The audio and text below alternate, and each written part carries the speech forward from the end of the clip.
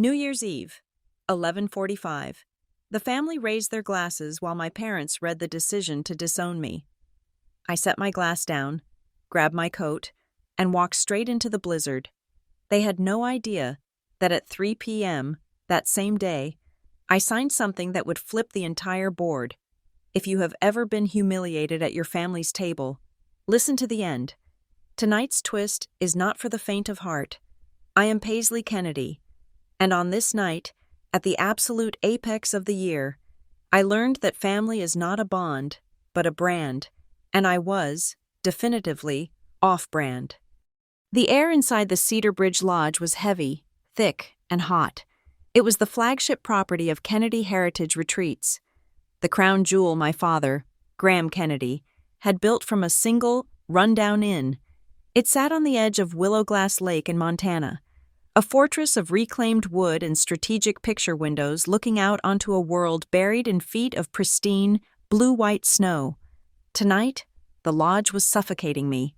The scent of pine from the massive holiday tree, the smell of expensive Cabernet, the low hum of 25 relatives, it all combined into a pressure I could feel behind my eyes.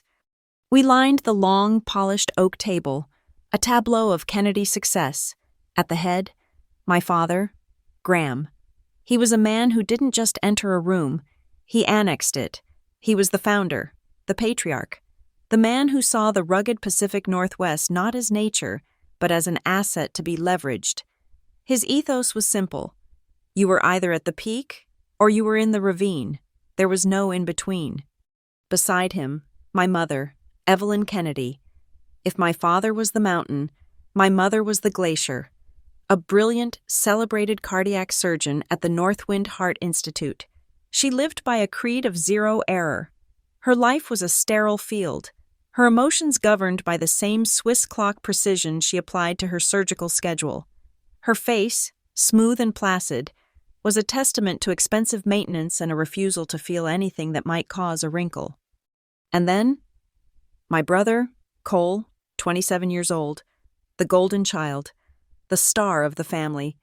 He was fresh from some massive deal at his private equity firm, Arbor and Pike Capital, and he wore his success like a second skin. He'd just raised his glass, the crystal ringing clear in the sudden quiet. "A toast," Cole announced, his voice smooth and confident, "to the future of Kennedy Heritage." His eyes swept the table, landing on me for a microsecond, his smile tightening just enough for me to see the condescension. He was toasting his own reflection. That was the cue. It was 11:45 p.m. On the large television in the great room, just visible from the dining hall, the massive ball in New York City was poised, waiting. The muffled sound of a distant crowd chanting the countdown provided a bizarre, rhythmic underscore to what happened next. 10, 9. Graham stood. He didn't tap his glass. He didn't need to. The room's oxygen vanished. He commanded silence. He reached into the breast pocket of his bespoke dinner jacket and withdrew a single sheet of paper. He unfolded it. I saw it clearly. It was a standard sheet of white paper, but it had been encased in lamination, the kind you get from an office supply store. It was stiff, permanent. At the bottom, a signature in thick, black ink. It was still gleaming, the ink so fresh it looked wet. "Before the year turns," Graham's voice boomed, cutting through the distant chant of 8, 7. He began to read. It wasn't a speech. It was a legal notice. It was a formal declaration of disownment. He used words like severance, revocation, and disassociation. He detailed my failure to contribute to the family legacy, my chosen path as a service worker, and my lack of alignment with the Kennedy brand values. The world tilted. The light from the massive antler chandelier, a monstrosity of polished bone and iron, seemed to drain of all warmth.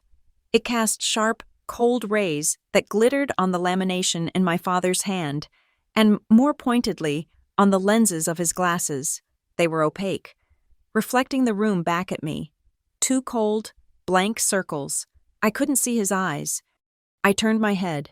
My mother, Evelyn, was studying the damask pattern of the tablecloth, as if it held the secrets to open-heart surgery. Her face was neutral, calm, her hands perfectly still in her lap. She didn't look up. She didn't breathe differently. She was a statue of complicity. 6, 5.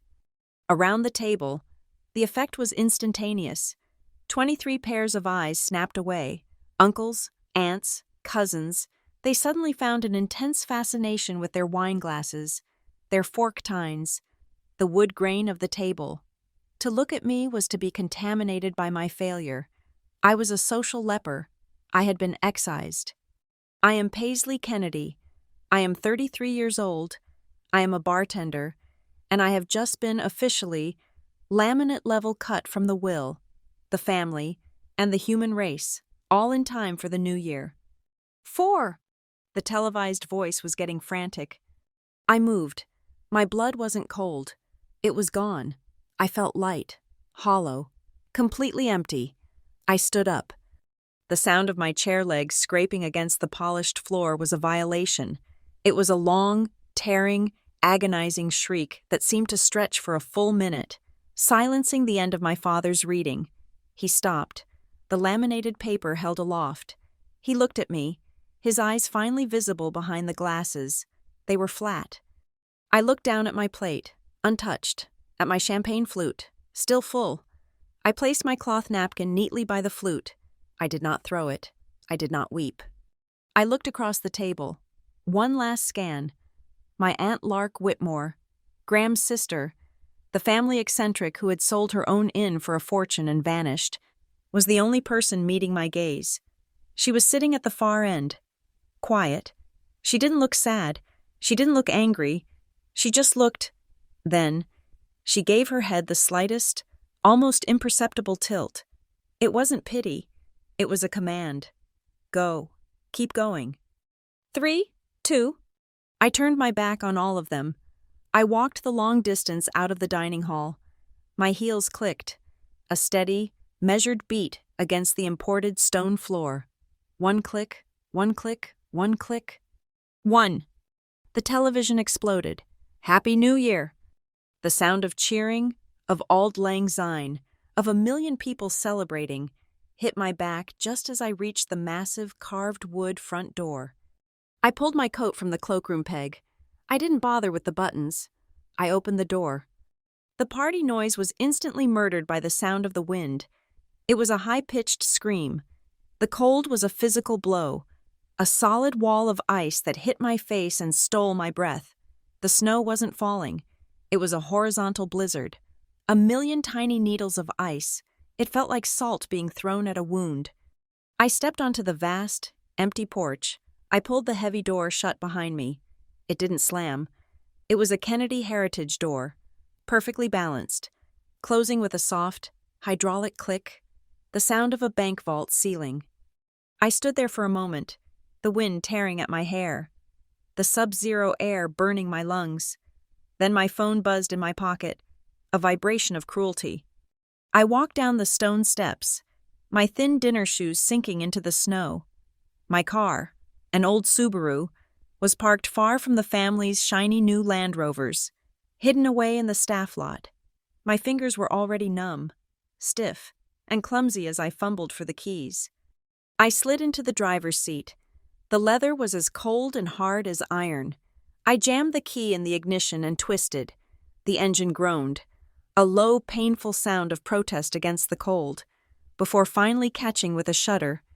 The dashboard lights flickered and then held, bathing the cabin in a sickly green glow. The digital clock on the dash read 11:46 p.m. My phone buzzed again, lighting up the passenger seat. The screen illuminated a notification from the Kennedy family group chat, a message from Cole. "Keep pouring, Paisley." He had typed it while I was walking out, the final, casual shove into the void.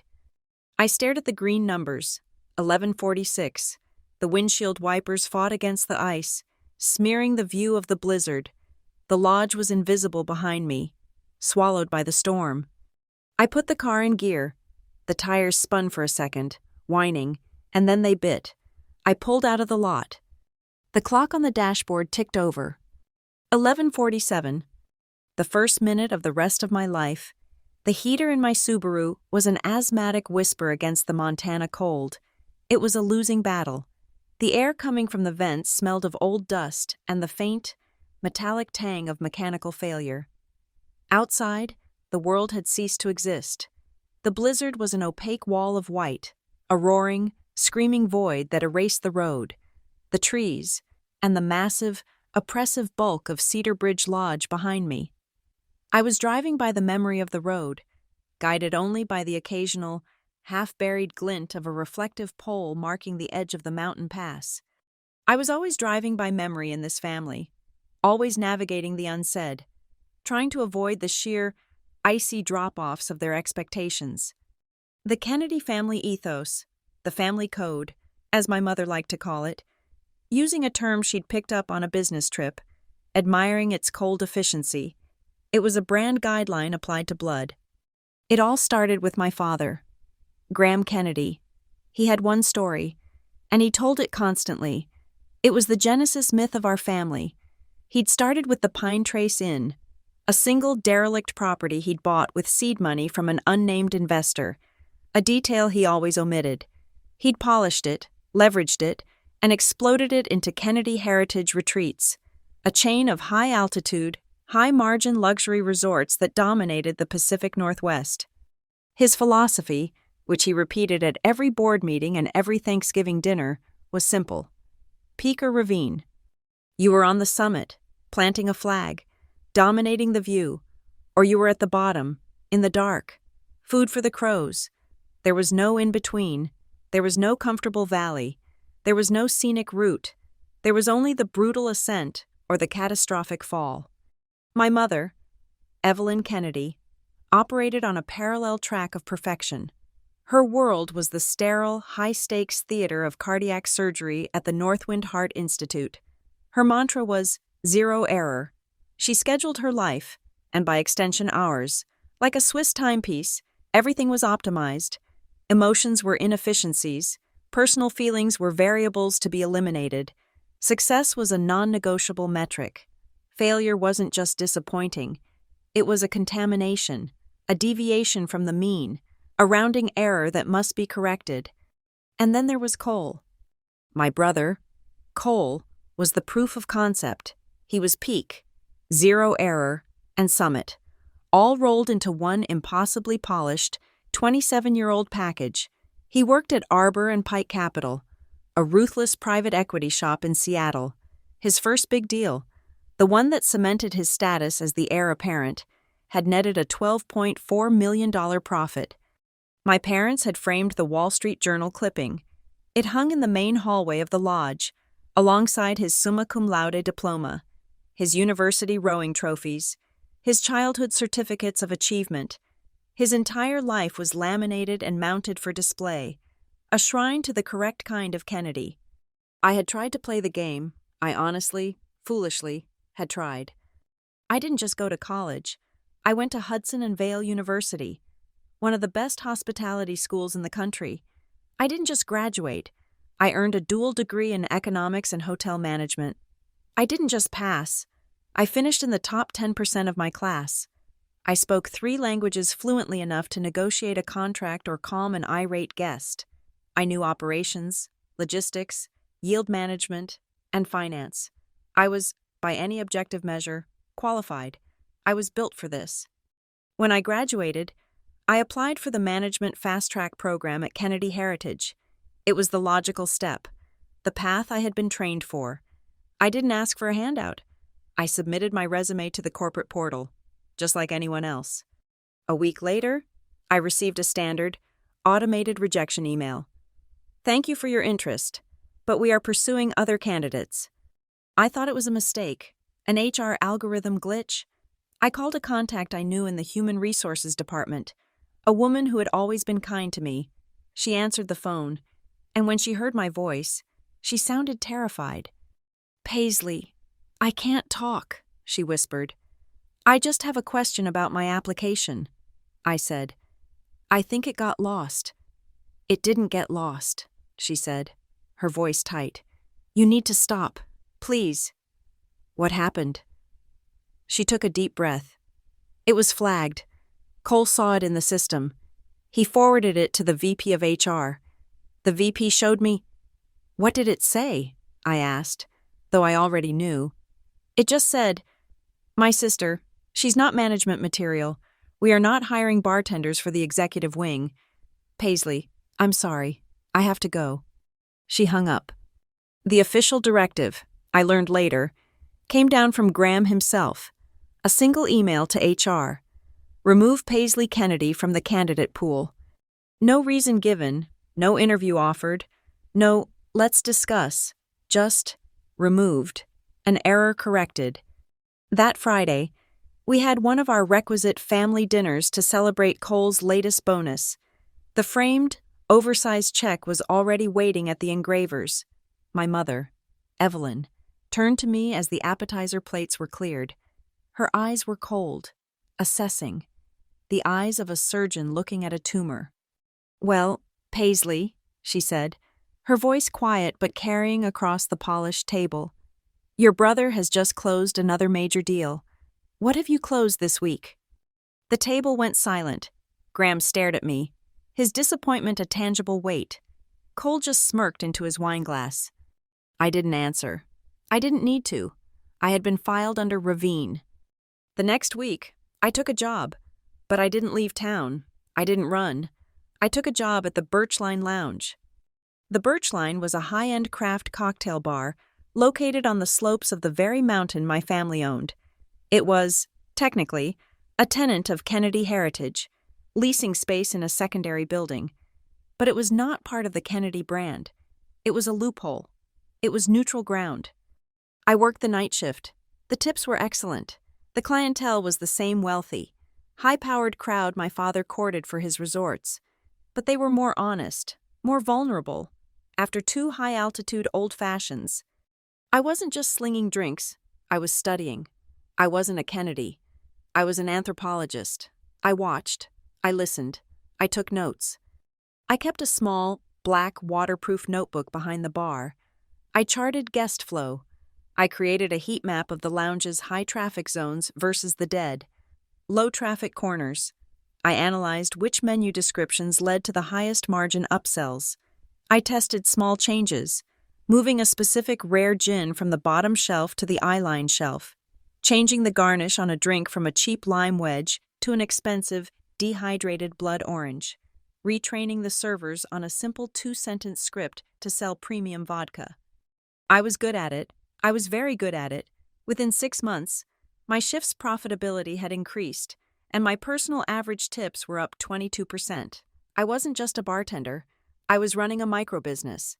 I was the director of guest experience, chief of operations, and head of revenue, all from behind 3 feet of polished mahogany. The only person who understood was Aunt Lark. Lark Whitmore, Graham's sister, the family eccentric, the one who had built her own success, the Whitmore's Rest, before Graham's empire overshadowed it. She had sold it for a massive, go-to-hell profit and retired early, living in the shadow of the family but never beholden to it. She'd found me at the Birchline one slow, snowy Tuesday. She sat at my bar, ordered a Sazerac, and just watched me work for an hour. She watched me handle a rude guest, upsell a bachelorette party, and reorganize the speed rail for peak efficiency. "You're good at this," she said finally, her voice gravelly. "You're meticulous. It's just bartending, Aunt Lark," I said, polishing a glass. She shook her head, her silver hair catching the low light. "No, this is operations. This is guest recovery. This is logistics. Don't let them make you small. Paisley, don't let them edit your definition of success just because it doesn't look like theirs." But my father couldn't stand the sight of it. He came into the lounge one Friday night, not as a guest, but as an inspector. He saw me, in my black uniform, shaking a tin, smiling at a customer who had just ordered a $200 bottle of scotch. He didn't speak to me. He just watched for a moment, his face a mask of granite. Then he left. The next day, he called me, not texted, called. "I saw you," he said. His voice was gravel. "I saw you too, Dad." Wiping a counter, accepting tips, like a servant. I'm working. Dad, I'm earning a living. This, he spat. This job, it reflects on the family. It reflects on me. People are talking. What are they saying? They are saying a Kennedy is pouring their drinks. You are an embarrassment. He hung up. The Subaru hit a patch of thick ice and the back end fishtailed, a sickening slide toward the invisible ravine. I corrected, my hands steady on the wheel, my heart not even jumping. I was used to turbulence. That phone call from my father, the embarrassment line, that was the moment I truly understood. There was no peak I could climb that they would recognize, because they had already decided I belonged in the ravine. So I stopped trying to earn their approval, and I started working on something else. I drove past the main gates of the Cedar Bridge Lodge, now just a black shadow against the white storm. They were back inside now, drinking champagne, laughing, secure in their fortress of wood and stone. They thought they had cut me off. They thought I was driving into a blizzard, a failure, a nobody heading for the bottom. What they didn't know is that I was driving toward the airport. What they didn't know is that my embarrassing job at the Birchline Lounge wasn't just a job, it was a laboratory. What they didn't know is that the skills I was honing, operations, guest experience, logistics, and the ability to stay calm while the world was on fire, were in very high demand. And what they definitely didn't know is that back in my small, cheap apartment, the one they had never visited, I had a file on my laptop, a file I had started the day after Graham's phone call. It was password protected, backed up to 3 different encrypted hard drives, and titled very simply, Plan B, not for family. The moment that changed everything wasn't the laminated disownment, that was just the punctuation. The sentence had been written weeks earlier, on a chaotic Friday night at the Birchline Lounge. The air was electric and too hot. We were drowning. A blizzard had dumped 3 feet of fresh powder, and every skier in the state had descended on the mountain. Now, they were descending on my bar. The main floor was a sea of wet beanies and expensive ski jackets. A massive corporate merger party from a Seattle tech firm had taken over the back half, shouting over each other, their voices a sharp, percussive bark. A ski team from Norway was doing shots at the service bar, and the bass from the DJ was so loud I could feel the bottles rattling on the speed rail. It was pure, unadulterated chaos, and I loved it. "Saffron!" I yelled over the din. "We need backup on glassware, now, and push the Birchline Old Fashions. We're almost out of the premium rye for the Manhattans." Saffron Hale, my lead barback and the only person I trusted in a trench, nodded, her expression grim but focused. She was a fortress, elbows deep in the ice well, keeping the beer taps flowing while simultaneously fielding 3 different food orders.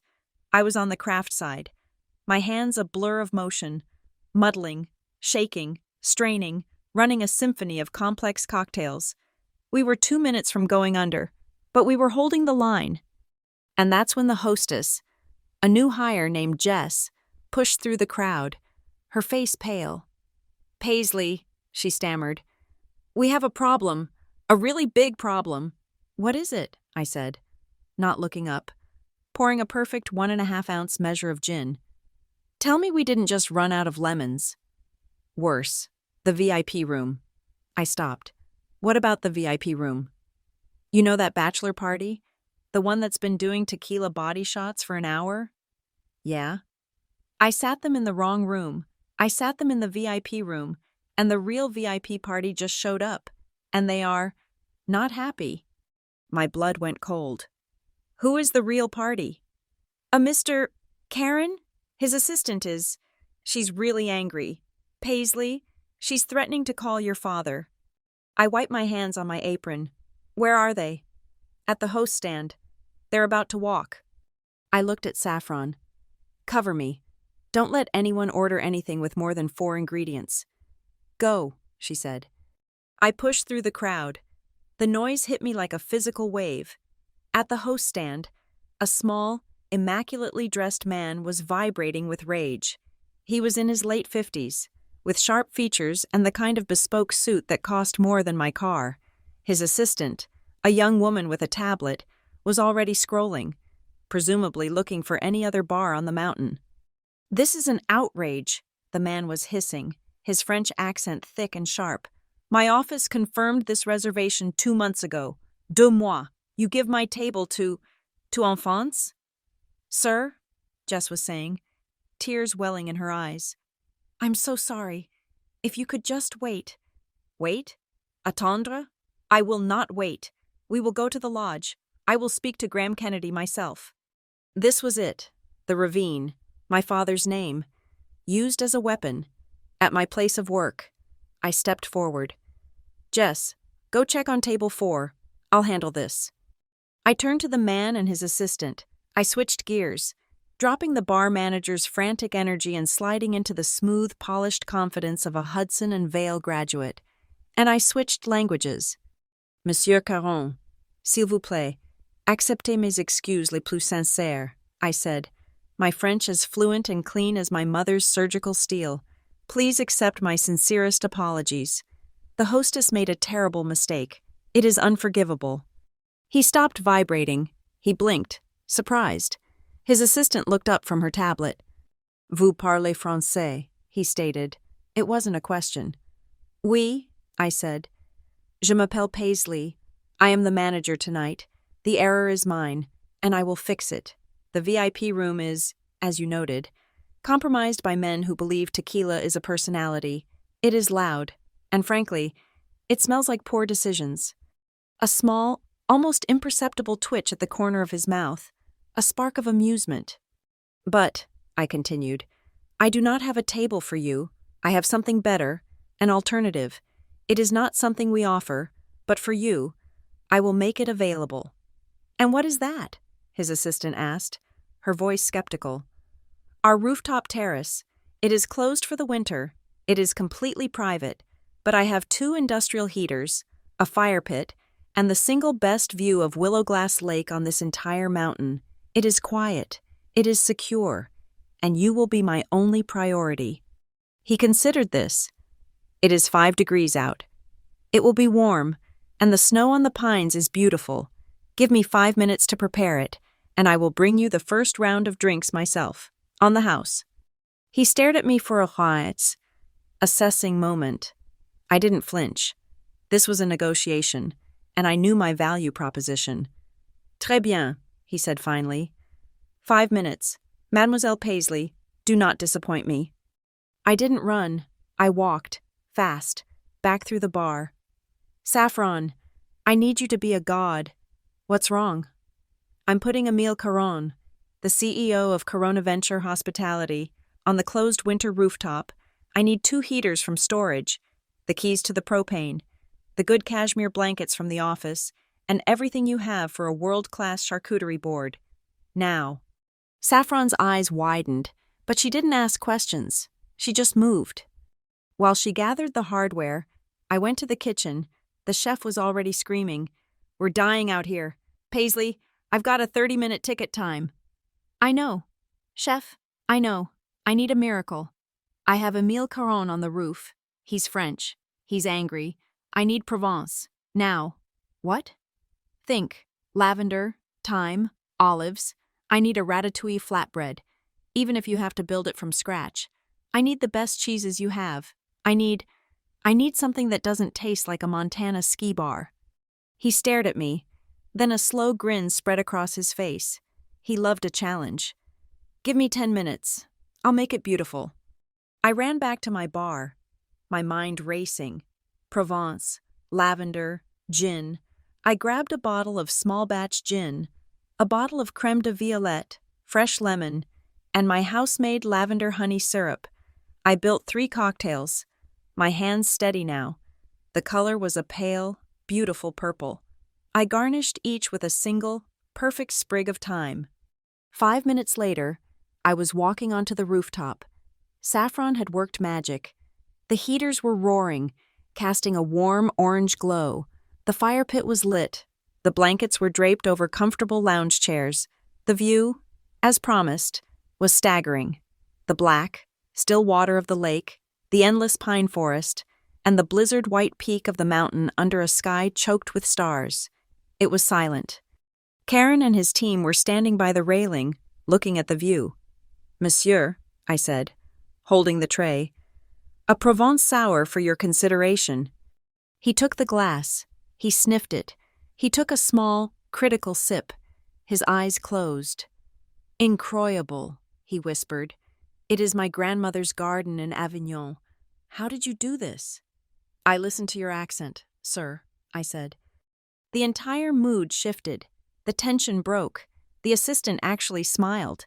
The chef's flatbreads and charcuterie arrived, and they were, indeed, beautiful.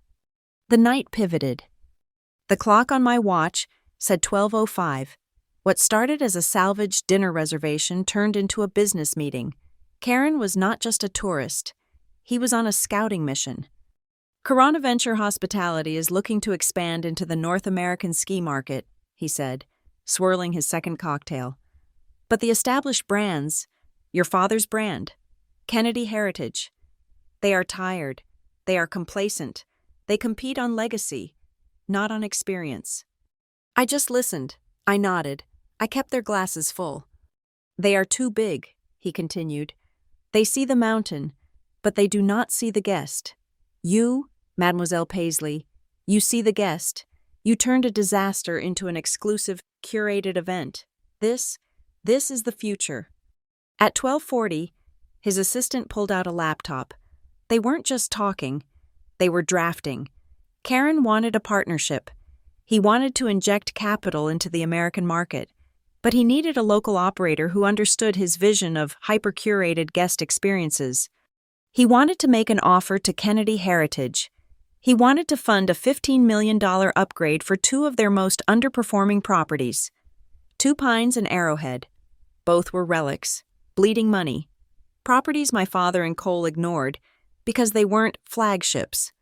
At 1:05 in the morning, on a closed rooftop in the middle of a blizzard, Émile Caron and his team signed an internal term sheet, a letter of intent, and because it was after midnight, at a bar, and they had been drinking, his legal counsel advised him to have a witness signature, just for venue and time validation. "Mademoiselle Paisley," Caron said, handing me the pen, "if you would do the honors." I signed my name, Paisley Kennedy, right below his, a simple, procedural signature. The meeting ended. They were ecstatic. Karen handed me his personal card. "When you are tired of working for fools, you call me," he said. They left. I cleaned up. I went home as the sun was rising. My pockets full of tips and my shoes soaked. I thought that was the end of it. It was not. The next morning, an email, composed by Karen's assistant, was sent to the entire executive board of Kennedy Heritage Retreats. It detailed the appalling initial service at the Birchline Lounge, followed by an extraordinary recovery and a visionary guest experience curated by the night manager. It explicitly named me. It praised my quick thinking, my multilingual skills, and my operational creativity. And then, it attached the $15 million letter of intent. The email concluded, "Your bartender did more than save our dinner. She identified and closed a strategic opportunity that your executive team seems to have missed. We look forward to discussing this further." My phone rang at 9:02 a.m. It was my father. I had been asleep for 3 hours. I answered. "Hello?" "Bartender." Graham's voice was a low growl. "You do not represent Kennedy Heritage. You do not speak for this family. You do not close deals. You stay in your lane." He didn't say good job. He didn't say thank you. He didn't ask about the $15 million. He was furious that I had, for a moment, stepped out of the ravine and onto his peak. He hung up. 5 minutes later, my phone buzzed. A text message. From Cole. "Heard you had a cute little play date last night. A nice little performance. But a cute show doesn't make a winter. Don't get confused about who actually runs this mountain. Paisley."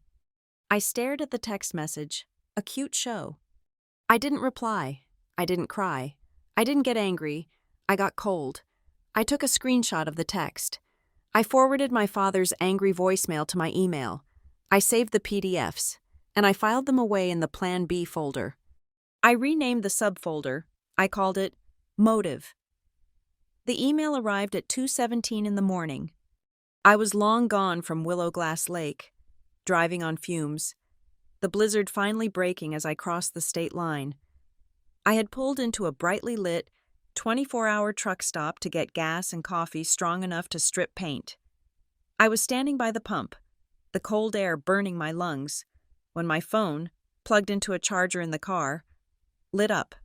I glanced at it. The subject line was blank. The sender was an encrypted, nonsensical string of letters.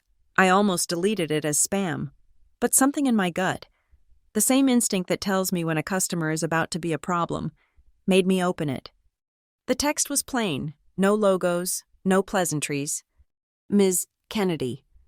Emile Caron contacted our CEO this evening. He described your actions at the Birchline Lounge as an uncompromising display of operational brilliance in the face of total systems failure. He also mentioned he intended to invest $15 million with your father's company, an offer that was, in his words, met with gross incompetence. Mr. Karen is a valued partner of our organization. He recommended we poach you with extreme prejudice before your family realized the asset they were abusing. Our firm is the Silverline Peaks Collective. We are the largest private operator of luxury alpine experiences in North America. We are, to be clear, your father's direct and most significant competitor. We do not have a job opening for you. We are, however, prepared to create a position for you, provided you are who Mr. Karen says you are. This is a confidential, multi-stage vetting process. It begins now. Attached is a password-protected file. The password is the name of Mr. Karen's preferred cocktail. You have 48 hours to analyze the data and provide a 90-day turnaround strategy for the asset in question. Send your full analysis to this email address. It will be your only communication channel. If we find your analysis satisfactory, you will proceed to round 2. Rupert Vale, CEO, Silverline Peaks Collective. My heart was a trip hammer. Silverline.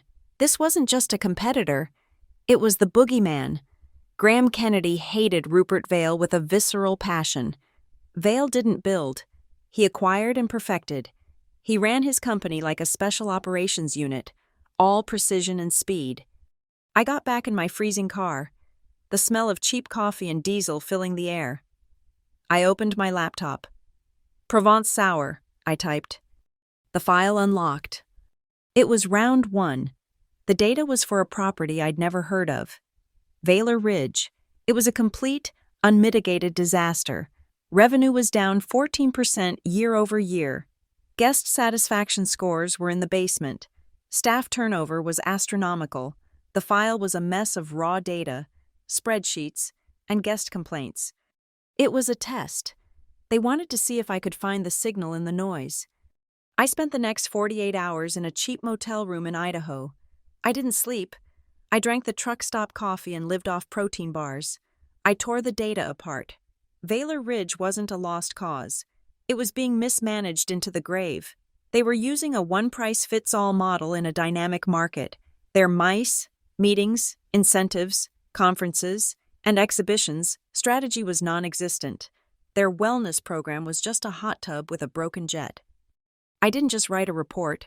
I built a war plan, a complete 90-day turnaround. I detailed a dynamic packaging model, tiered to capture high-yield, low-occupancy weekdays. I cross-referenced their data with local event calendars, identifying 3 major conferences they could service. I outlined a new wellness partnership with a high-end European brand, turning the broken hot tub into a profit center. I rebuilt the entire pricing structure from the ground up. I sent the 4,000-word file at 2 a.m. with 12 hours to spare. The reply came 6 hours later. Round 2. Be on this video link at 10 a.m. Pacific Standard Time tomorrow. You will need a secure connection. Clear your schedule for 3 hours. The next morning, I sat in my motel room, dressed in the one clean blouse I had. The video link opened. It wasn't Rupert Vale. It was a woman with a severe haircut and an earpiece, backed by a blank, gray wall. Ms. Kennedy, she said, her voice flat. This is a live crisis simulation. At 10:05, you will become the acting general manager of our flagship property, Silverline Crest. We have just received a confirmed avalanche warning for the primary mountain pass. The pass will be closed in 1 hour. Simultaneously, a high-voltage transformer at the county line has failed, and our power grid is compromised. We are anticipating a total blackout within 90 minutes. We have 2,000 guests on property. The local media is already calling. Your simulation begins now. My screen lit up like a Christmas tree. Emails, text messages, and simulated news alerts started pouring in. A pop-up video showed an angry, high-status guest demanding a helicopter. An engineer sent a text that the backup generators were low on fuel. A journalist from a ski blog was live tweeting misinformation about the avalanche. This wasn't a test. This was my Friday night at the Birchline, scaled up by a factor of 1,000. I went cold. I went still.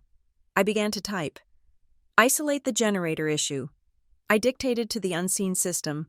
Prioritize fuel. Activate safety protocols. I want a multilingual. All guest alerts sent now.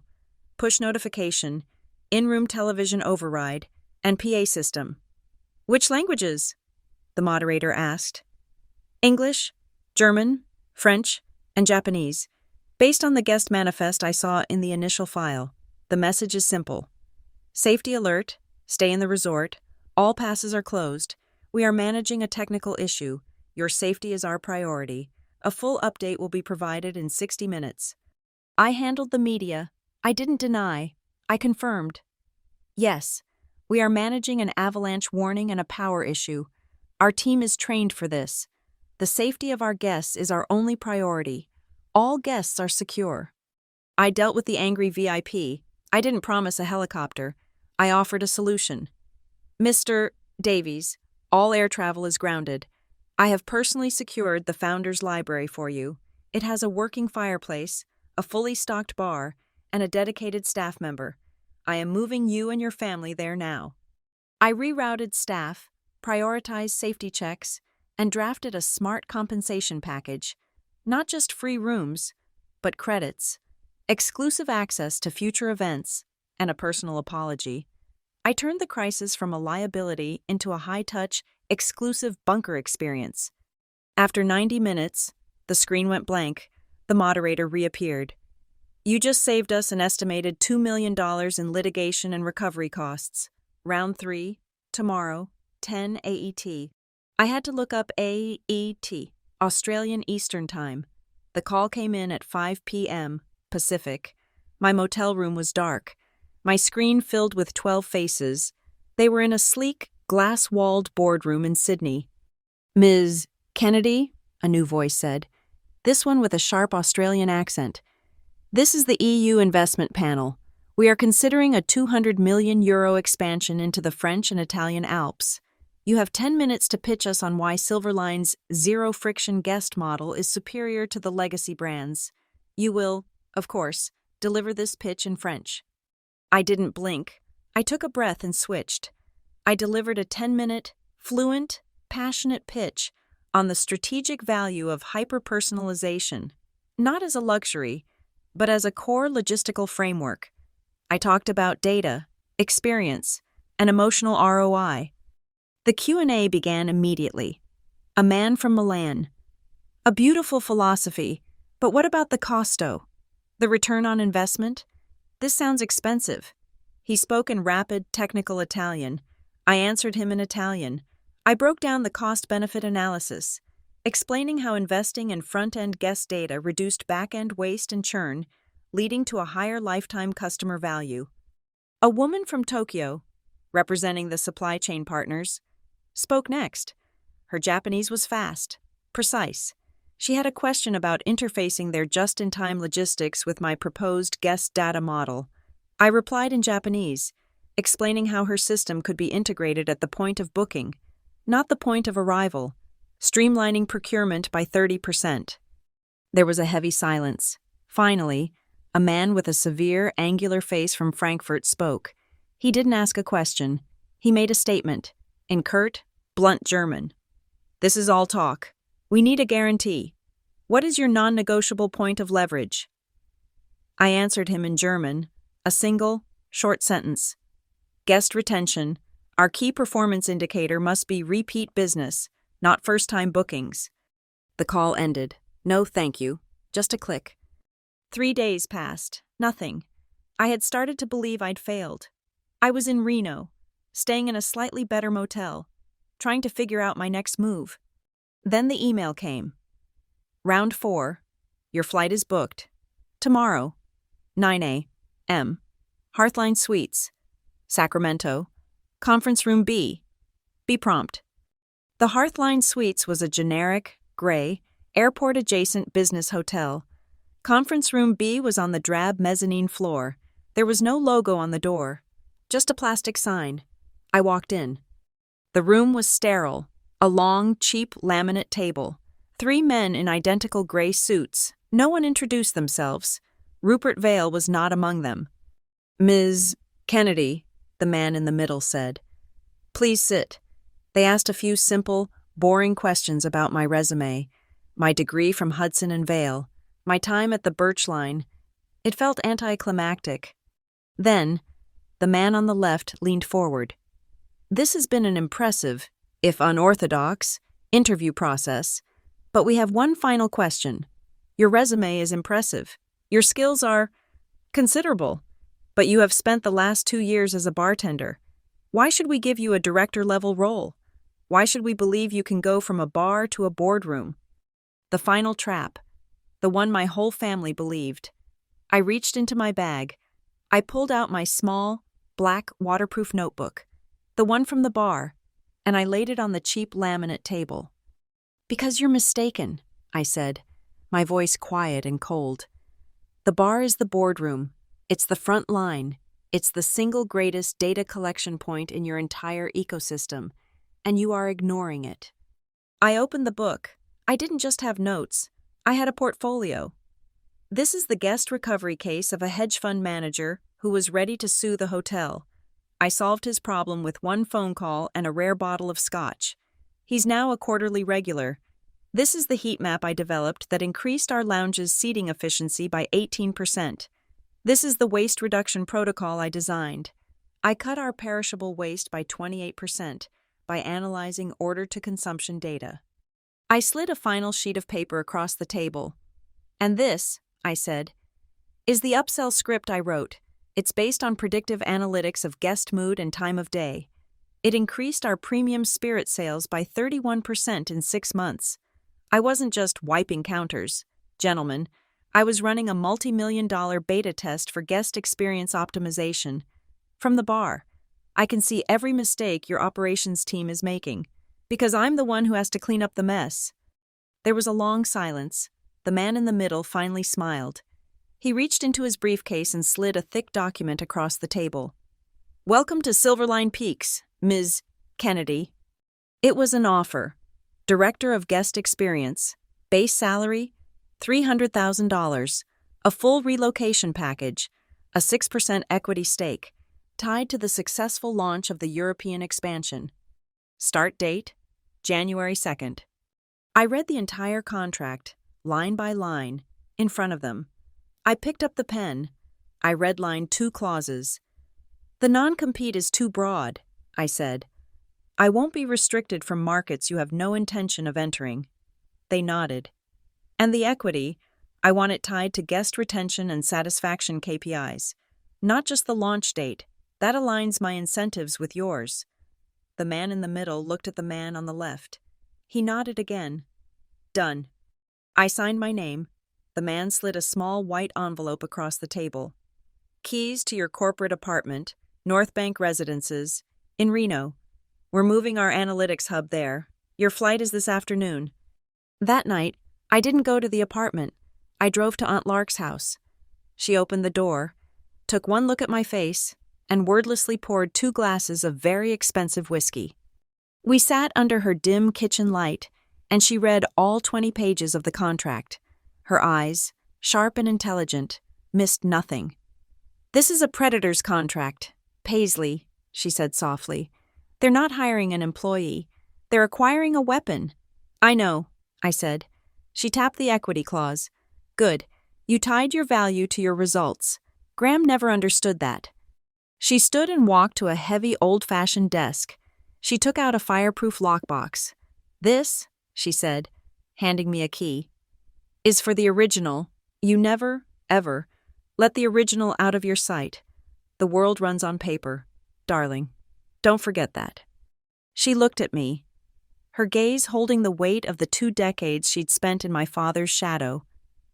"They're going to put you in a glass office," she said.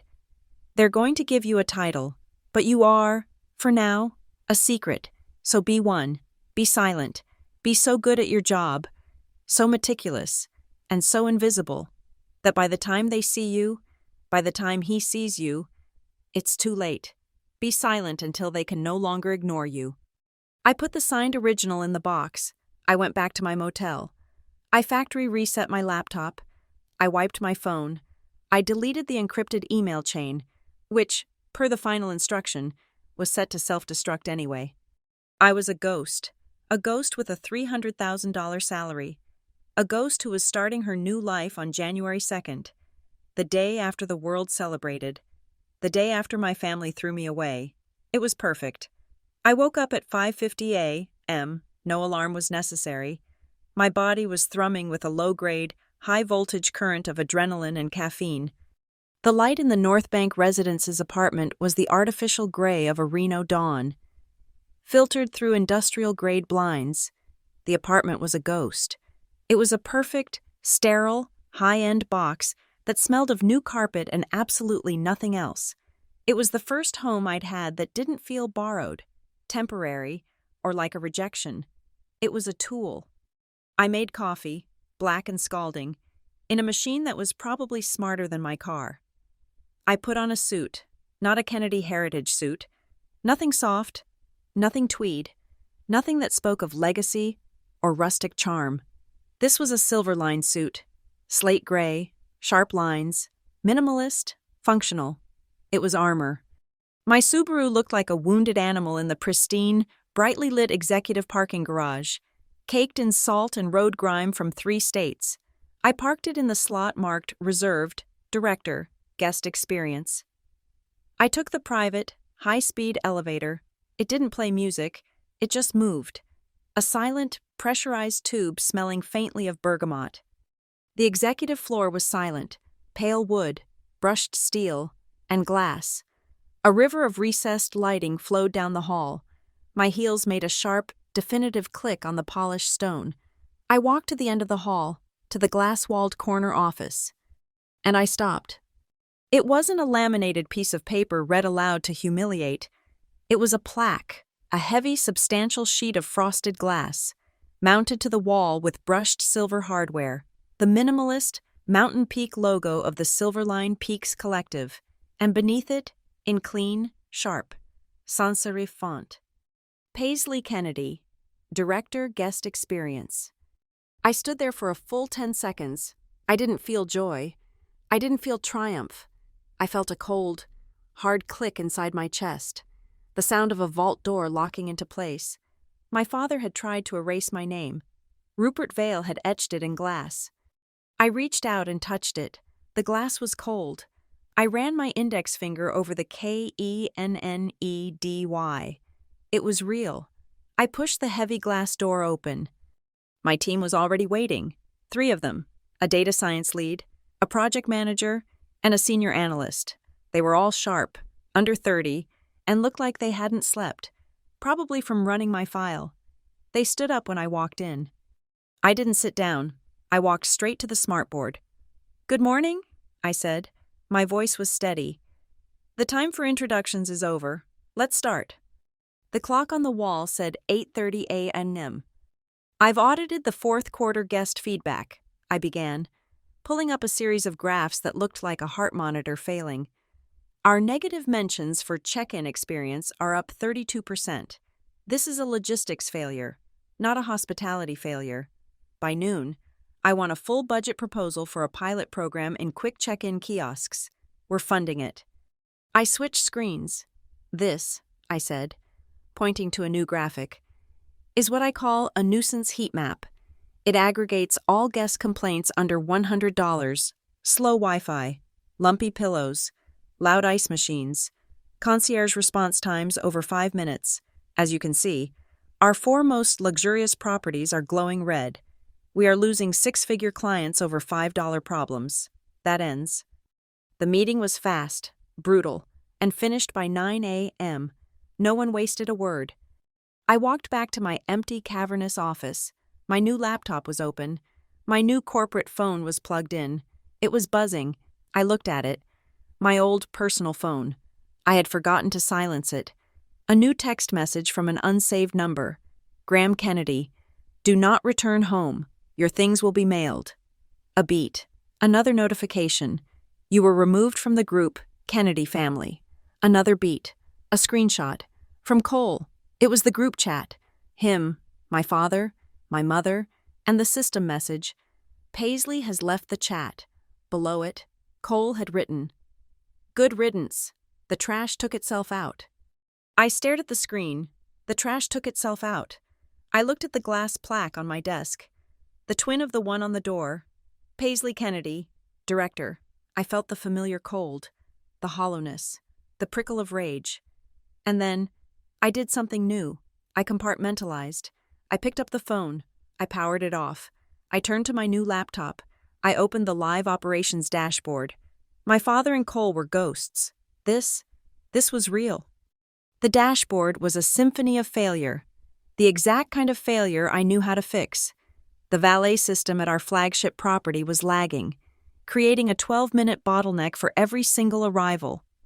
The concierge booking software for spa appointments had a 40% error rate, meaning 4 out of 10 guests were getting the wrong time or a failed booking. The new Silverline app had a bug in the payment portal that was causing a 9% cart abandonment rate. I spent the next 3 hours in a white-hot state of pure, focused work. I wasn't a bartender. I wasn't a daughter. I was a surgeon. And the patient was on the table. I designed, from scratch, a 6-week, high-intensity, mystery guest program. I wasn't sending a checklist. I was sending behavioral specialists, operational auditors, and for the 4 worst-performing resorts, I was sending myself. I needed to stand in the lobby and feel the 12-minute delay. I needed to see the concierge's face when the booking failed. At 12:30, I went to the Summit Commons Cafe, the executive dining room. It was quiet, all brushed steel and hushed conversations. I sat alone, my mind back at the dashboard. Proposing a loyalty partnership with Aurora Air is a bold first move. I looked up. Rupert Vale, the CEO. He wasn't holding a tray. He was just standing there. "It's not bold, sir," I said. "It's obvious. Our loyalty program is static. Theirs is dynamic. We want their platinum-tier flyers. They want our premium destinations. It's a closed loop that locks out Kennedy heritage." "You submitted that brief at 4 a.m. this morning," he noted. "My analysis was complete," he nodded. A single, sharp dip of his chin. "Good. I'm flying to Aurora's headquarters on Thursday. You're coming with me." He walked away. My afternoon was a back-to-back video call with our primary linen supplier. They were proposing a 4% annual increase, citing market forces. "Mr. Henderson," I said, looking into the camera. I had already pulled their financials. "I've just run your numbers against 3 competitors. Your market forces look a lot like margin padding. Your proposal is rejected. Here is my counterproposal. You will grant us a 9% reduction on the current contract. In exchange, you will sign a new environmental compliance clause guaranteeing a fully green supply chain. Silverline will then market you as our preferred eco-partner, which my team values at a $2 million media buy. You get to be the good guys, and I get my price." He argued for 20 minutes. I simply repeated the terms. He signed. At 6 p.m., my office was dark except for the glow of my monitors. My personal phone, which I'd turned back on, rang. A video call. "Saffron," I answered. Her face filled the screen, grinning, the chaotic noise of the Birchline Lounge roaring behind her. "Well, look at you," she yelled. "Corner office, big glass. Do you have a tiny Zen garden?" I laughed. A real, actual laugh. It felt rusty. It's just a desk, Saf, and it's too quiet. Gross. Well, I just wanted to tell you, we finalized the new winter menu. She flipped the camera around to the big chalkboard behind the bar. At the top, under cocktail specials, in her perfect looping script, she had written, "The Kennedy Flip, rich, bitter, and best served cold." I choked. "You didn't." "I absolutely did," she cackled. "It's already the top seller. People love a good revenge story. Go get 'em, director." She hung up. The silence that followed was heavy. The office felt vast. My phone rang again. A standard call. Aunt Lark. "So," her gravelly voice said. "No hello?" "The kingdom. How does it feel?" I looked out the window at the lights of Reno, a city built on risk and second chances. "It's not a kingdom," I said, my voice low. "It's a company, and it was bleeding. I spent today applying tourniquets." "Good," she said. "But you're not a nurse, Paisley. You're a surgeon. Remember that." A beat. "How are the boarders?" I smiled. "I'm staking them out right now." "Atta girl." She hung up. The week was a blur. I didn't see the apartment. I didn't see the sun. I lived on data, black coffee, and the cold. Clean anger that I was now channeling into productivity. On Friday, at 5:01 p.m., my first pilot program, the quick check-in kiosks, went live at the Sacramento property. I watched the live metrics on my screen. Average guest wait time, 4 p.m., 11 minutes. Average guest wait time, 5 p.m., 9 minutes. Average guest wait time, 6 p.m., with the new system fully routing, 2 minutes. The guest wait time dropped by 20% in one day. A single email landed in my inbox. It was an automated report from the board's KPI tracker. Subject, EOW KPIs. Kennedy, P. The body was simple. Linen contract savings, 9%. Aurora Air Initiative. Approved kiosk pilot, W1. Wait time, 20% NPS pilot. Group, +8. At the very bottom, a single line of text from Rupert Vale. A satisfactory start. Do not decelerate. I shut down the computer. I picked up my coat. I was the last one on the floor. I wasn't in the ravine. I wasn't even on the peak. I was on the mountain, and I was planting my own goddamn flag. The Seabright Convention Pavilion in Florida was not built for humans. It was built to contain egos, a cavernous, freezing, beige box designed to make 1,100 people feel simultaneously important and insignificant. The air outside was 95 degrees, with humidity so thick you could drink it. The air inside was a ruthlessly controlled 72 degrees, a perfect, sterile chill that smelled of new carpet and industrial-grade air freshener. This was the Silverline Peaks annual summit, and it was my operation. For 3 months, I had been the general director of this experience, the ghost in the machine ensuring zero friction. I wasn't a hostess, I was a logistician. I designed the entire flow, from the moment a guest stepped out of their car. My quick check-in kiosks, the ones I'd piloted in Sacramento, were deployed at the entrance. Killing the concept of a line, guest registration was down to an average of 45 seconds. I designed the VIP lounge, specifying that the temperature never deviate from 72 degrees, the optimal balance for comfort in formal wear. I designed the color-coded lanyards, a subtle system that communicated dietary allergies to the catering staff at a glance. Every single touchpoint, from the font on the digital signage to the precise wattage of the spotlights, had passed through my office. I was, as Aunt Lark had advised, invisible, but I was, for the first time in my life, in complete control. I was standing at the back of the main auditorium, by the audio-visual booth, watching the attendees file in. My headset crackled with a minor crisis, a pressure valve issue in one of the espresso machines. I was routing a fix when I saw them. It was a physical jolt, like a static shock. My mother, Evelyn Kennedy. She was not a guest. She was a star. She was a keynote speaker, scheduled to talk about the future of cardiac robotics. She was in her element, poised, elegant, gliding through the crowd, accepting greetings from fellow high achievers. And beside her, her shadow, my brother, Cole. He was there for the networking, which meant he was scanning the room, his eyes flicking from name tag to name tag, assessing the value of every handshake. He was a shark in $1,000 suit. They didn't see me.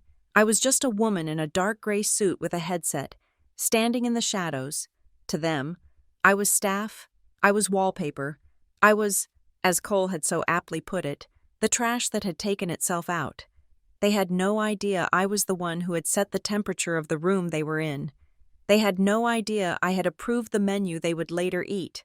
They had no idea I was the architect of the entire event. I let them settle in. I let them get comfortable.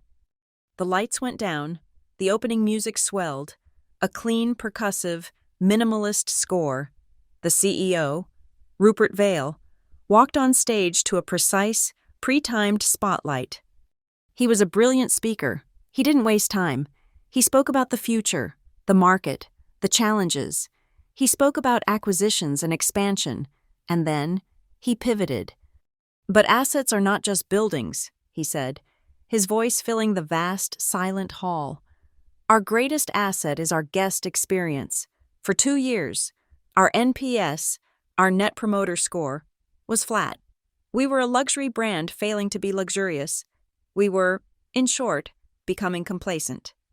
On the massive 80-foot screen behind him, a graph appeared, a flat, depressing line. Then, 10 months ago, Rupert continued, we made a change. We initiated a new strategy, a philosophy we call the zero-friction journey. We empowered a new division, led by a single, visionary leader, to audit, dismantle, and rebuild every single guest touchpoint, from the moment you book a room to the moment you check out. The graph on the screen began to move. A new line, bright silver, started to climb, and climb, and climb. The results, Rupert said, a rare note of drama in his voice, speak for themselves. The line on the graph went nearly vertical, ending on a new, flashing number. As of this quarter, Rupert announced, our Net Promoter Score is up 11 points. Our guest retention has seen a 22% increase, and our new zero-friction check-in has become a new industry standard. The room was silent, taking in the numbers. They were impossible. We did this, Rupert said, by finding a leader who was not on the executive circuit. We found her where the real work gets done. We found a visionary who was hiding in plain sight. The graph on the screen dissolved. It was replaced by a professional, black and white headshot. My headshot. My face, 10 feet tall, stared out at the 1,100 people. I am proud to introduce the architect of this turnaround, Rupert Vale said, turning and extending his hand toward the back of the room. Our Director of Guest Experience, Paisley Kennedy. The spotlight hit me. It was not a gentle light. It was a 1,000,000-watt beam, hot and blinding. I heard a collective, sharp intake of breath. I started to walk. The aisle from the tech booth to the stage was the longest I had ever walked. My heels clicked on the floor. The only sound. Then the applause started. It wasn't polite. It was a wave, a roar. 1,100 people, the leaders of my industry, getting to their feet, a standing ovation. I walked up the steps, shook Rupert's hand, and turned to the microphone. The light was so bright I couldn't see the crowd, but I knew exactly where to look. Thank you. Rupert, I said. My voice was calm. It didn't shake. I owned this microphone. The data is clear, but the credit belongs to the team, my analysts, my project managers, and every single frontline staff member who implemented this vision. We simply listened to our guests and believed the data they gave us. We're not just building resorts. We're building loyalty. Thank you. I said it in under 30 seconds. I nodded, and I walked off the stage, the applause still roaring. But in that 30 seconds, I had seen them, a perfect, cinematic close-up. Evelyn, my mother, her face was wax, her hand, holding the glossy event program, the one with her photo on the cover, had gone slack. The program slipped from her fingers. fluttering down to the carpet, unseen. She didn't blink. She just stared. And Cole, his smile, the shark-like networking grin, was gone. He was pale. Not just surprised. He was the color of chalk, the color of bone. He looked, quite literally, like he had just seen a ghost. I kept walking, off the stage and toward the back, and I saw her, in the last row, in the shadows by the exit, sat Aunt Lark. She had told me she would be there. She was not in a suit. She was wearing a bright, defiant, coral-colored blazer. A beacon in the dark. She was not clapping. She simply met my gaze across the vast, echoing space and gave one, slow, deliberate nod. It's time. I didn't even make it to the service corridor. He intercepted me just as I pushed through the heavy door, grabbing my arm. Cole. His face was mottled now, a rush of angry blood. "What the hell was that?" he hissed, his fingers digging into my arm. "What is this, Paisley? Some sick, pathetic revenge plot?" I looked down at his hand on my suit jacket. Then I looked up into his eyes. "Let go of my arm, Cole," I said. My voice was not loud. It was flat. It was the voice I used to deal with hostile suppliers. He faltered, surprised by the lack of emotion. "This isn't revenge," I said, pulling my arm free. "This is a career. You're confusing strategy with drama. Now, if you'll excuse me, I have a gala to run." I turned to leave, and she was there. My mother, Evelyn. She had composed herself. The mask was back in place. She was a surgeon, after all, trained for zero error. She glided toward us, a champagne flute in her hand. A flute she had received, no doubt, from a bar I had optimized. She didn't look at Cole. She looked only at me. Her eyes, the cold, assessing eyes of my childhood, scanned my suit, my earpiece, my face. Then she spoke. One word, a word she spat out like it was a foreign object. "Director." She raised the glass, a mock toast. Her hand was perfectly steady. She didn't drink. She just held it there for a beat, a final, silent judgment. Then, she turned her back on me and walked away. The gala that night was a masterpiece. Filet mignon, a live string quartet, and the soft glow of 1,000 candles. I didn't sit. I didn't eat. I worked. I moved from table to table. My tablet in hand. I wasn't networking. I was getting feedback. "Good evening, Monsieur Dubois," I said to the head of a French hotel conglomerate. "I noticed you used the app to book your car service. Did you find the interface intuitive, or did it hang for you on the payment screen?" "It was seamless, Mademoiselle Kennedy, truly." "And the loyalty portal? Was the integration clear?" By the end of the night, I had 3 European hospitality leaders, the same ones from my final interview, who had personally committed to piloting my new app. They were ready to sign. The evening ended with one final presentation. The lights dimmed. The string quartet went silent. The 80-foot screen lit up with the summary video. It was a 2-minute blur of success. It was all data, graphs, charts, and then the climax, the NPS chart, the one I had seen before, the flat line, and then the rocket, the bright silver line soaring up to +11, the number hanging in the air. The final image of the video was not my face. It was not Rupert's. It was one of my quick check-in kiosks, sleek and black. The silver line logo glowed. The screen said, "Welcome. Your zero-friction journey begins now." The crowd erupted. The lights came up. My pocket vibrated. A text message. I pulled it out. Aunt Lark. "A good first act. Ready for the next step?" I looked up from the phone. The house lights were bright now. The stage was empty. The 1,100 guests were a sea of black ties and evening gowns, moving toward the exits, energized, talking, impressed. My gaze drifted up, past the stage, past the lights, to the vast complex, steel and glass ceiling of the pavilion. I was just one small person in a very large room, but I was the one who had built it. I typed a single word back to her. Always. A year in corporate warfare is an eternity. It is long enough for a hairline fracture to become a catastrophic structural failure. After the Seabright Summit, I did not stop. I moved. I launched the European expansion.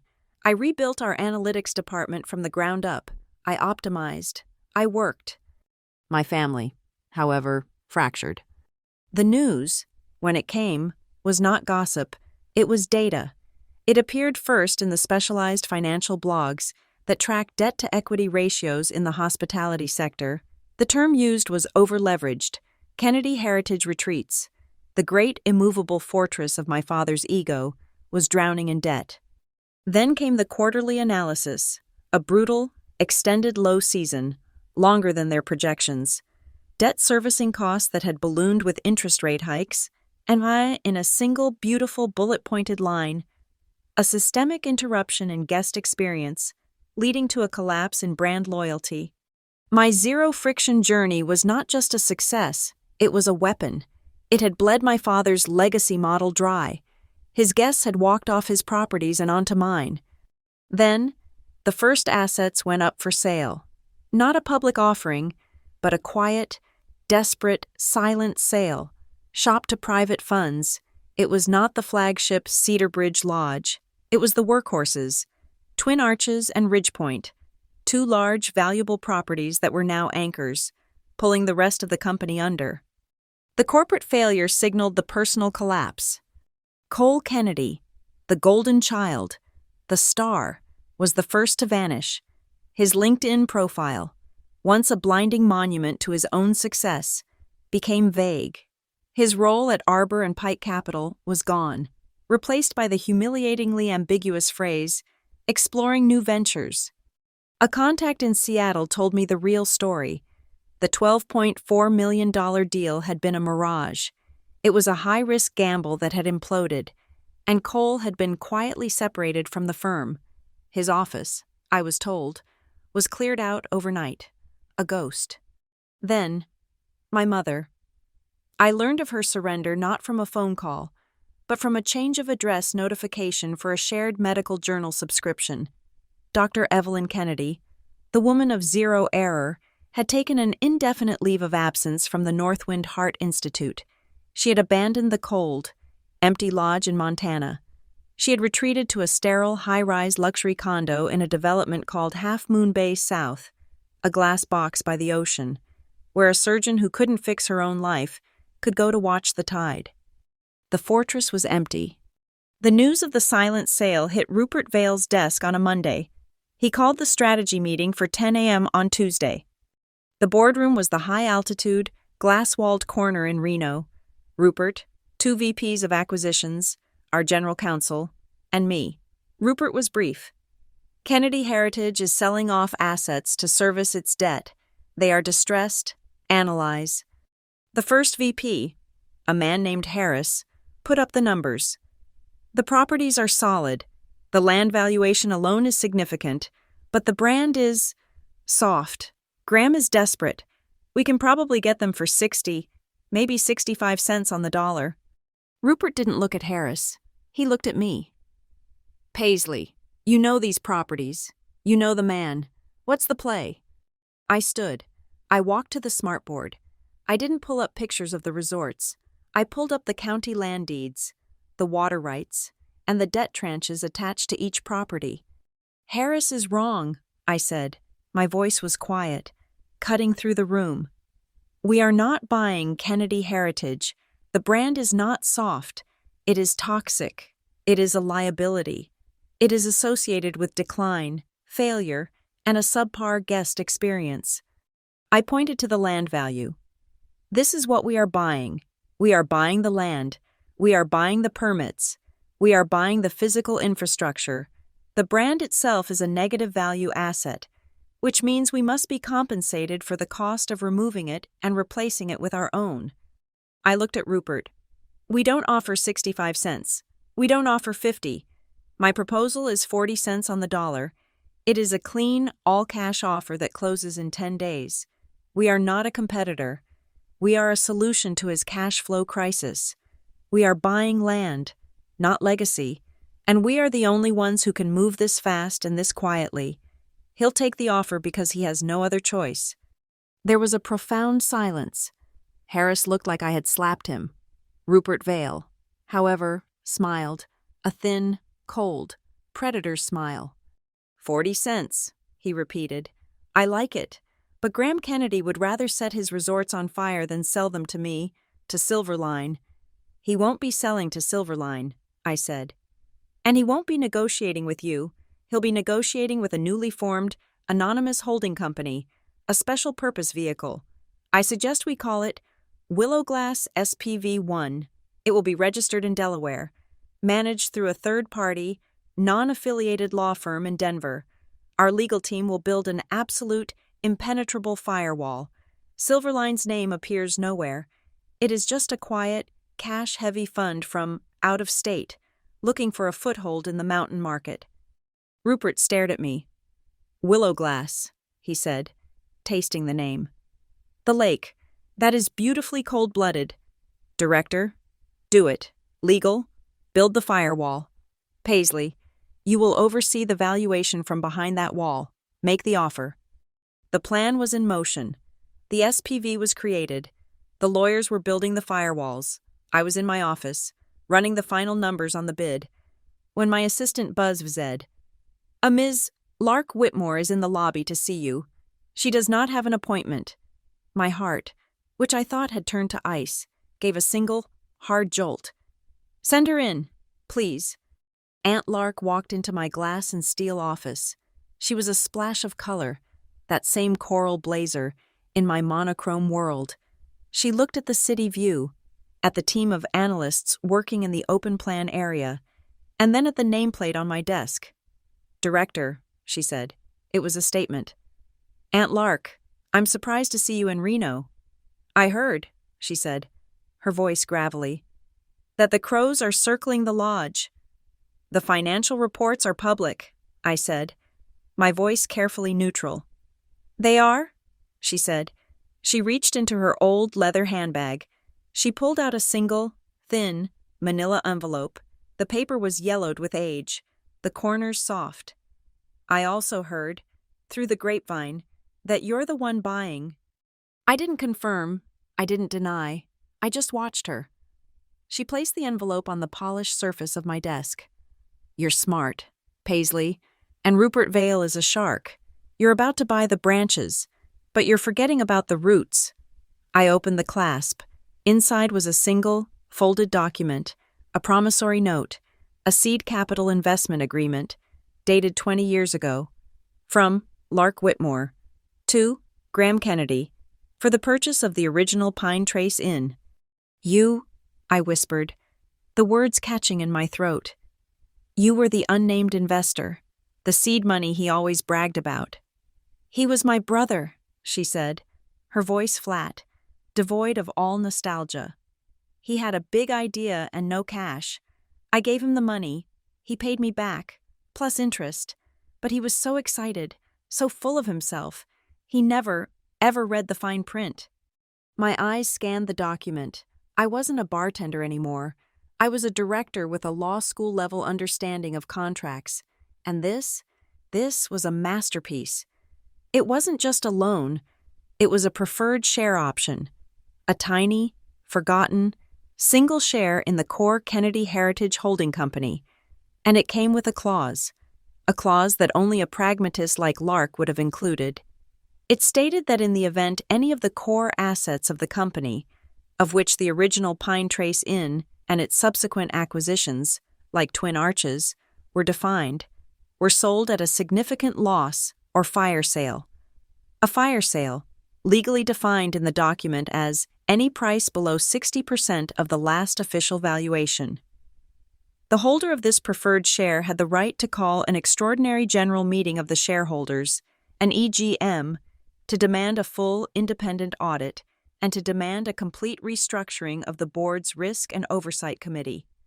I looked up from the paper. My hands were perfectly steady. He's selling at 40 cents on the dollar, I said. You, she corrected, are buying at 40 cents on the dollar, which triggers the clause, which gives you a seat at the table, not just as a competitor, but as an owner. I saw it, the entire beautiful two-pronged pincer movement. Plan 1, I said, thinking aloud. The SPV, the outside attack. We acquire the assets. We strip them. We take the land. Plan 2, I continued, tapping the yellowed paper. The inside attack. We use this. We call the EGM. We force a restructuring of the board. We install an independent risk committee. We stop him from ever leveraging the company into the ground again. We take his power. You do, Aunt Lark said. She stood up, smoothing her blazer. I just provide the paper. It's been waiting a long time. Paisley, don't waste it. She walked out of my office. The bid was a formality. Graham Kennedy was a drowning man, and I had offered him a block of concrete painted to look like a life raft. He took the deal. He signed the papers, selling 2 of his most valuable assets to an anonymous, faceless LLC, never once imagining it was me. The day the deal closed, I was in my office. At 3 p.m., I received a single, encrypted notification from the Denver law firm. We have acquisition. At 3:01, a work order was executed by a local crew hired by the SPV. The order was simple. Remove all existing branding from Twin Arches and Ridgepoint. I saw the photos later. The large, heavy, carved wood Kennedy heritage signs, the ones my father had built his entire identity around, were unbolted, lowered, and stacked on a flatbed truck, like lumber. At 3:05, an email hit the entire Silverline executive team. It was from Rupert Vale. Subject: New assets. Integration protocol team. As of 1500 hours today, we have acquired the assets formerly known as Twin Arches and Ridgepoint.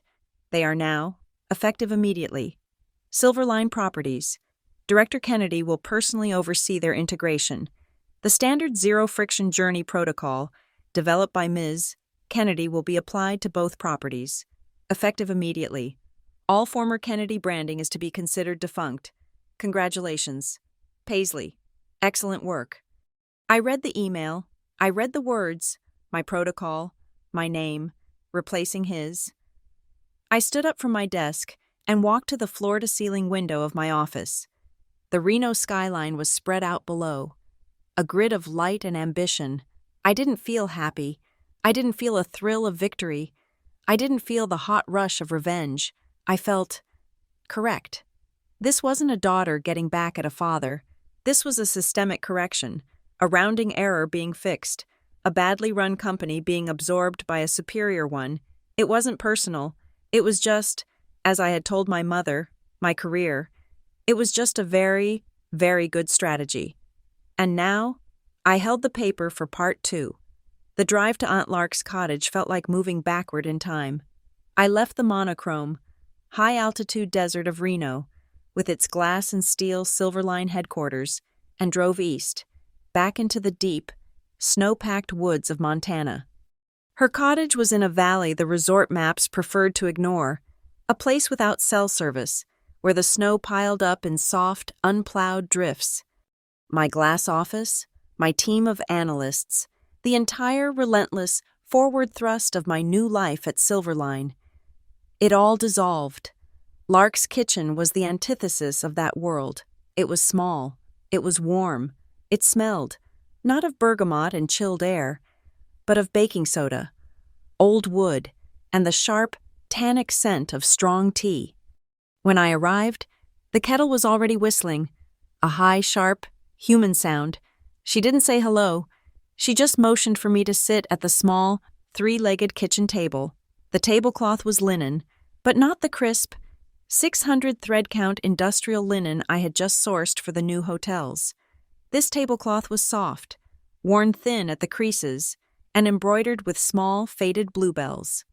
She poured 2 cups of scalding black tea into thick ceramic mugs. Then she went to a small, painted hutch, retrieved a white porcelain saucer, and walked back to the table. She placed it in front of me. On the plate was a single, small, ornate silver key. It made a tiny, definitive clink against the china. "The box is in the pantry," she said, her voice gravelly. "Behind the flower." It wasn't a bank vault. It wasn't a high-security safe. It was an old, black, fireproof sentry box, the kind you buy at an office supply store. It was tucked on the floor, behind a 50-pound bag of flour and a box of canning jars. I knelt on the cold linoleum, the key in my hand. It was an absurdly low-tech piece of machinery for the weapon it contained. The lock turned with a heavy, satisfying thunk. I brought the box to the table and opened it. It contained only 2 items, both in the manila envelope she had handed me in Reno, but she wanted me to see them here, in this context. The first was a piece of stationery, thick, cream-colored, with Pine Trace Inn embossed at the top. It was a handwritten letter, in my father's old, arrogant, slanted script. Lark, thank you for believing when no one else did. This cash is the start. The inn is just the first step. You'll see. We're going to build an empire. G. The seed capital, the unnamed investor he had mythologized, the one he had long since erased from the company's official history. He was so proud, Lark said, sipping her tea, her eyes on the letter. And so desperate, he never even read the second document. He just signed it. I pulled out the second document, the appendix, the addendum to the promissory note, the legal binding, preferred share agreement. It was, as I had seen in my office, a masterpiece of quiet, patient foresight. I've been silent for 2 decades. Paisley, she said, her gaze distant, fixed on the snow falling outside her window. I watched him build that entire glass castle, all of it balanced on my foundation. I watched him become the patriarch, the founder. I watched him turn my investment into a shrine to his own ego. And I waited. I waited for someone who valued the people inside the house more than the name on the front gate. Her eyes came back to me, sharp and clear. I was waiting for you, for someone who knew how to read the fine print. My Silver Line training, my director-level mind, took over. I wasn't a niece, holding a piece of family history. I was a strategist, holding a trigger. I laid the paper flat on the bluebell tablecloth. My fingers traced the legal language. It's ironclad, I whispered, the words tasting like victory. Clause 14, Section B, the trigger event. The disposition or sale of any core asset, including Twin Arches or Ridgepoint, for a price below 60% of the last official valuation, constitutes a full default of confidence and activates the emergency clause. I looked up at her. He didn't sell them below 60%. He sold them to my SPV at 40 cents on the dollar. The trigger is pulled. So, she said, a small, grim smile playing on her lips. What happens now, Director? Now, I said, we formalize the attack. I need you to give me the power to act on your behalf, a power of attorney, a proxy. I need you to give me your voice. She was already standing, walking to a drawer and pulling out a simple blue ballpoint pen. I can't be in that room. Paisley, my face. It's too much history. He'd just see a ghost. They need to see your face. They need to see the future. I had already drafted the document. I pulled it from my briefcase, along with a small, portable notary stamp I'd had our legal team prepare. I was not leaving anything to chance. She signed her name, Lark Whitmore, in a script as steady and sure as the mountains around us. I notarized it. It was done. I took a photo of the signed proxy and emailed it to the Silver Line General Counsel. The confirmation came back in 5 minutes. Valid. We have cross-referenced the Kennedy Heritage corporate bylaws. The preferred share is active. The proxy is binding. You have the right to call the extraordinary general meeting. I opened my laptop. The sleek, brushed silver of the machine looked alien and futuristic on her worn wooden table. Okay, the timeline is critical. I brought up a calendar. The blue light of the screen reflecting in the teapot. The sale closed this week. The bylaws give the preferred shareholder 30 days to file the notice. I will file it on day 29. I want them to think they're safe. I looked at the date, counting forward. My finger landed on a square. December 31st. I will schedule the extraordinary general meeting, I said, my voice cold and precise. For December 31st, New Year's Eve, at 11 p.m. Mountain Time. Lark, who had been quiet, let out a short, sharp laugh. Poetic and cruel. It's strategic, I countered, not unkindly. It is the precise 1-year anniversary of my disownment. It is the end of their fiscal year. It is the moment they are weakest, most celebratory, and most off guard. They will be dressed for a party. They will get a corporate restructuring. And in the meantime, she asked. In the meantime, I said, pulling up a second file on my screen, we run the other side of the play. I showed her the integration plan for the 2 resorts we had just bought. The demolition crews are already at Twin Arches. The new fiber optic cable is being laid at Ridgepoint. By the time that EGM is called, we will be 2 weeks from relaunching both properties under the Silverline brand. We will show the world, and the shareholders, what those assets look like when they're run by someone who values zero friction instead of legacy. We will present a direct, real-time comparison, his failure and my success. My mind was moving fast now, the checklists building themselves, the same way they had when I was running the bar. I need to standardize the EGM protocol, I said, thinking aloud, typing as I spoke. 1. Send the formal notice to all minority shareholders. Graham has ignored them for years. They'll be hungry for a change. They'll be our allies. 2. Appoint an independent, third-party chairman to officiate the meeting, someone from a top-tier law firm, not one of his yes-men from the board. 3. Full, mandated audio-visual recording, every word, every vote, on the record. 4. A certified compliance officer present to validate the proxy and the vote count in real time. I was deep in the legal file when I realized I was naming the project folder. I had typed, by default, Project KEGM. It was cold, sterile. I deleted it. I looked at the date on the calendar. I thought of the laminated paper.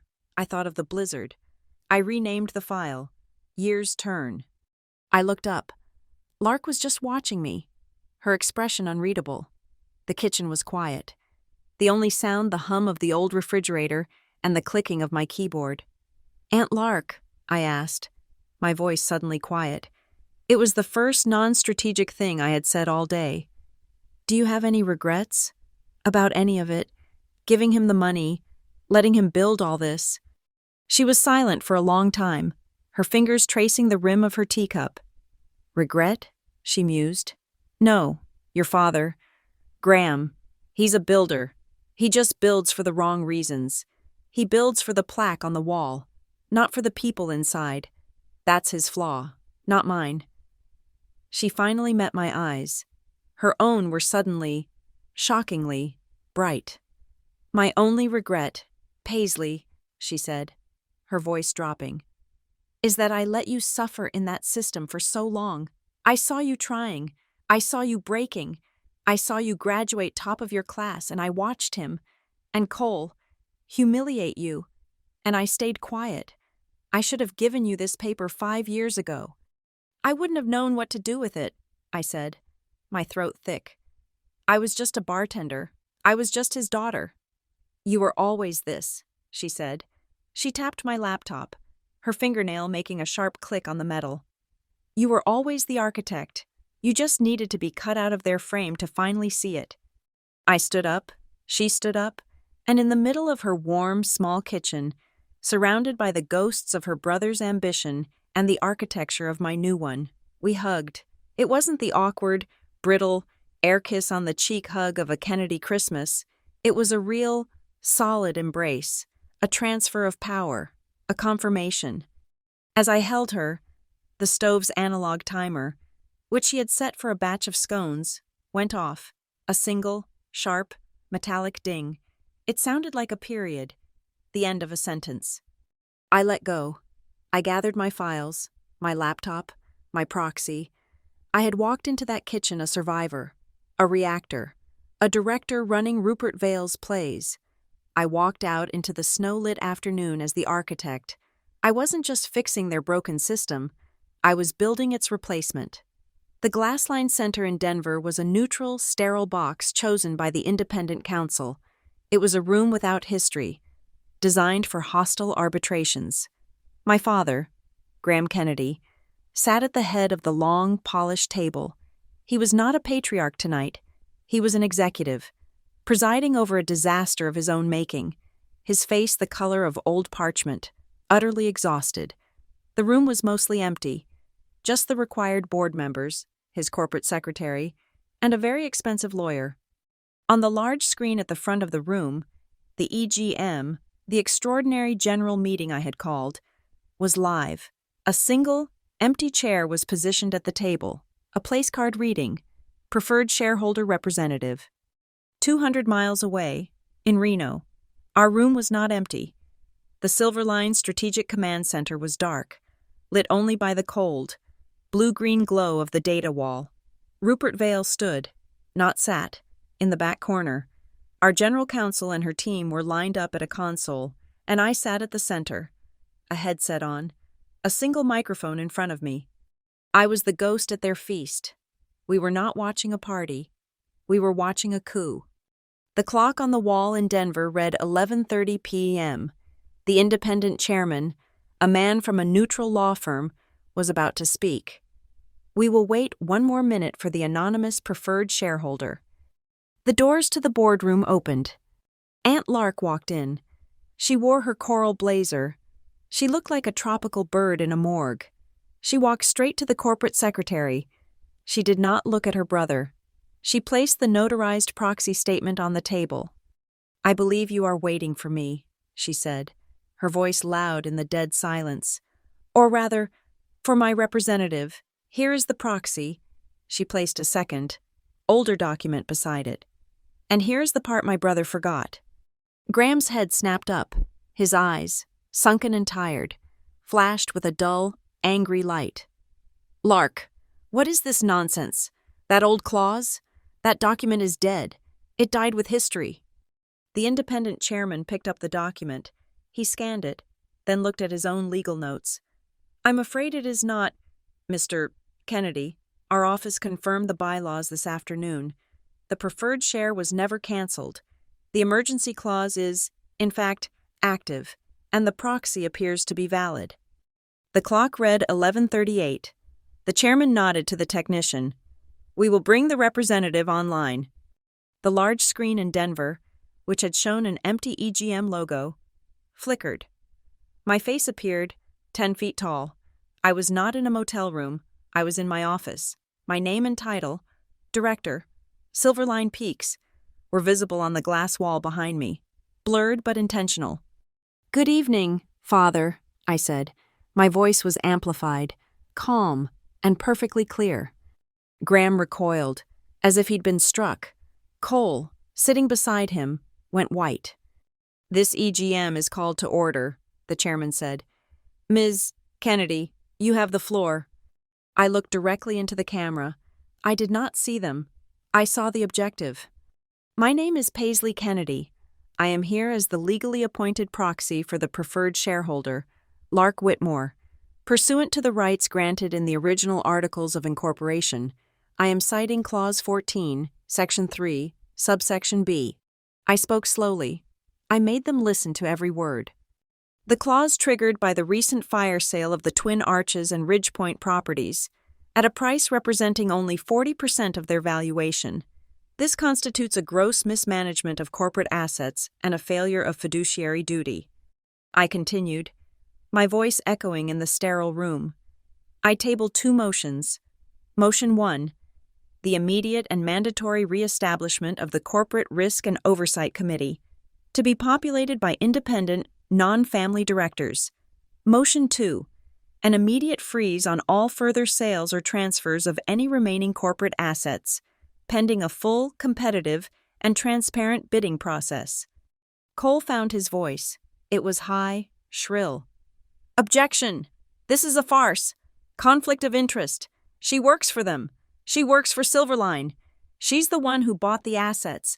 This is a hostile, illegal." I cut him off, coldly. "Mr. Kennedy, I am, as you noted, a director at Silverline Peaks. This is my full, written disclosure, which I am submitting to the record." A document flashed on their screen. "I am recusing myself from any and all votes related to Silverline. These motions are not about Silverline. They are about this board's failure to conduct basic due diligence. Graham looked beaten. He looked at his lawyer. This is just words. Paisley, you don't have the votes. The board will. Surprise number one, I said, my voice like ice. The minority shareholders. A new voice spoke on the conference line. A Mr.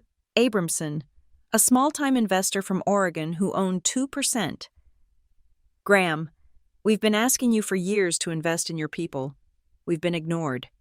Another voice, a Ms. Archer, a retiree.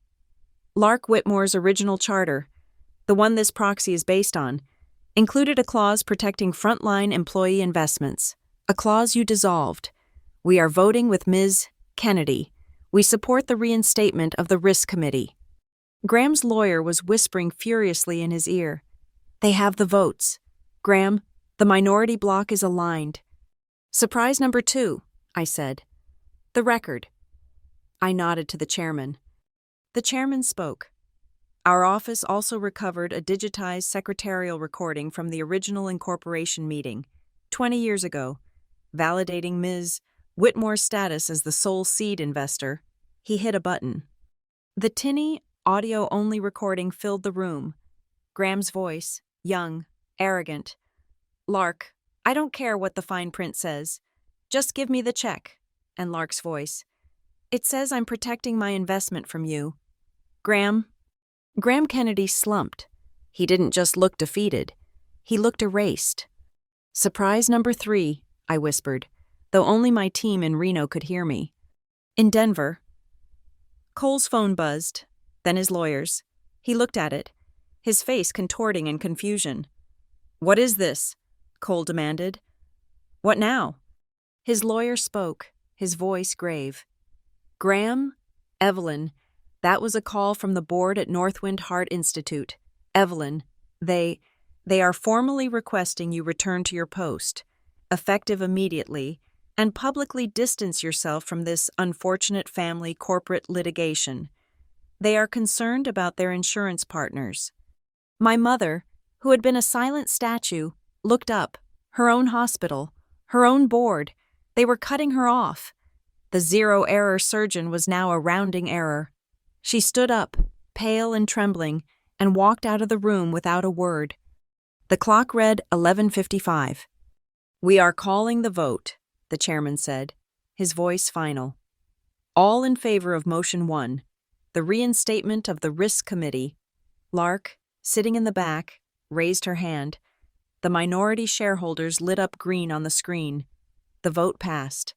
All in favor of motion 2, the freeze on asset sales. It passed. Graham Kennedy, the patriarch, the founder, had been, in his own boardroom, neutered. He had lost control of the committees that mattered. His hands were tied. He was in a box. The clock read 11:57. I muted my microphone to the Denver room. I turned to my own team. Status, I said. My project manager, her face glowing in the blue light, beamed. Director, I have the final report. Integration of Twin Arches and Ridgepoint is complete. As of 2100 hours, they are fully operational. Timeline? 3 weeks ahead of schedule. And the pilot numbers? The Friends and Family soft open was tonight. Our zero-friction protocol is testing off the charts.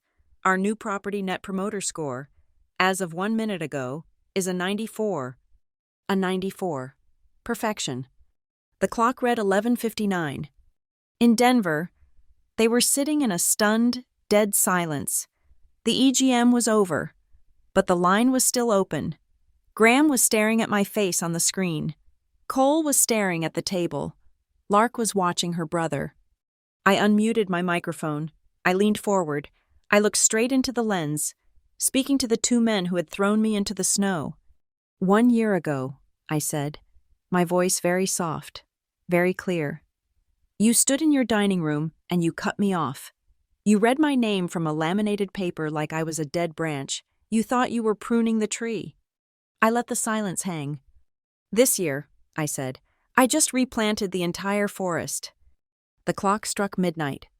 Outside the window in Denver, muffled explosions began as the city's fireworks went off.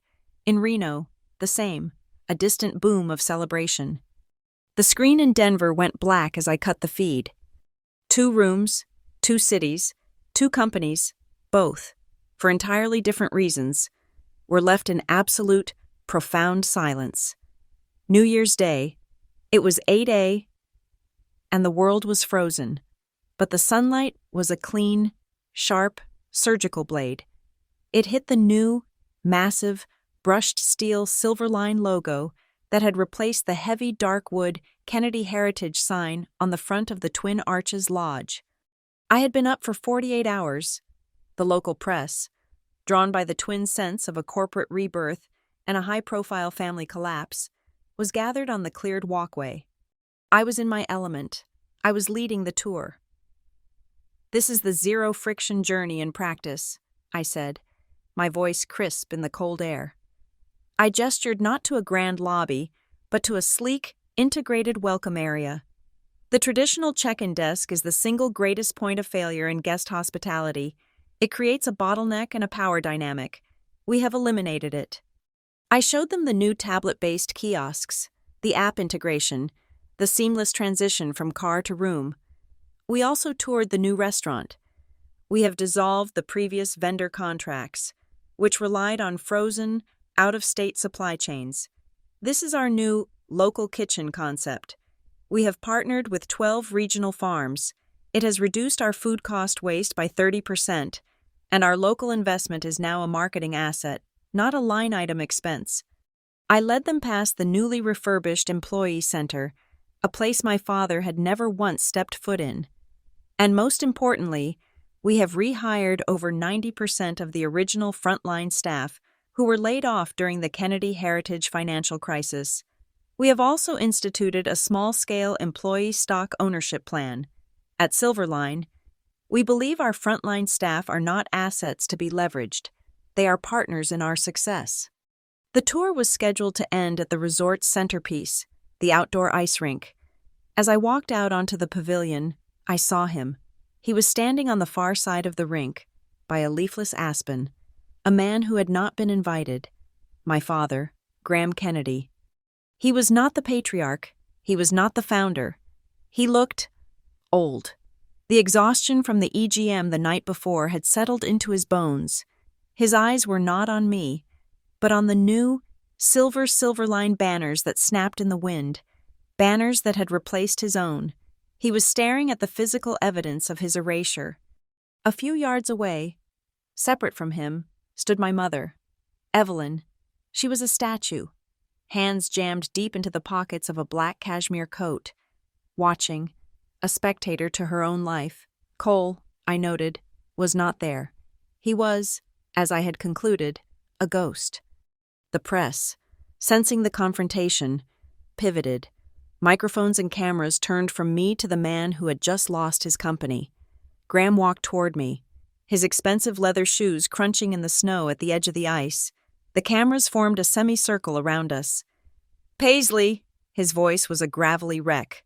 It was the first time I had ever heard him use my name without the undertone of disappointment. It was just a name. He looked at the ring of journalists, his face a mask of broken pride. He lowered his voice. "Can we talk? Privately? All this? Let's declare a truce." Privately, the way he had always preferred to handle his shame, after handling his cruelty in public. I looked past him, at the new staff, the bellhops, the housekeepers, the line cooks I had just rehired, who were watching from the windows of the lodge, the people whose lives he had almost ruined. "No," I said. My voice was not loud, but it cut through the cold air. "We will not talk privately. We will talk right here." I stepped onto the ice. It was a perfect, smooth, solid sheet. In front of them, in front of the team you rehired. He flinched, but he was trapped. He followed me onto the ice, his shoes slipping, uncertain. He was not on his own territory anymore. He stood in the center of the rink, surrounded. "Paisley," he began, the words tearing out of him. What happened last night, what I saw, I didn't see it." He was fumbling, This was a man who had never apologized in his life. I didn't imagine your value until yesterday. Yesterday, the EGM, the moment I held the proxy, not the Karen deal, not my graduation, not my 20 years of trying, only the moment I took his power. The anger I felt was cold and clean. My value, I said, my voice flat, does not require your imagination to exist. He looked confused. You think value is a concept, I continued. An idea, something you can laminate on a piece of paper. It is not. I held up my hand and gestured, not at him, but at the entire, humming, functional resort around us, at the guests who were already, at 9 a.m., using the app, at the kitchen that was already serving the new menu, at the new, flawless, Silverline system. My value is operational. It is not an idea.